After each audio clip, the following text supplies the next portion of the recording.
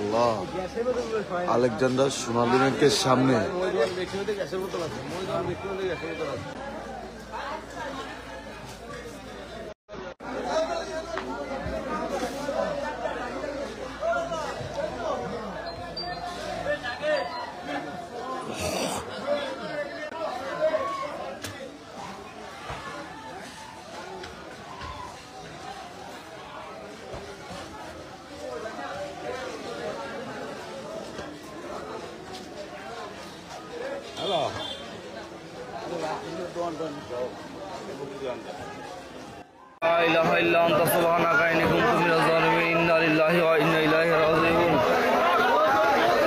লক্ষ্মীপুরের রামগতি উপজেলা আলেকজান্ডার বাজারে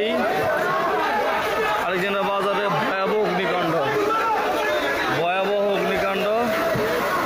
এটা হতো যে বাইরে ঘড়ির দোকান এবং পণ্ডিতার দোকান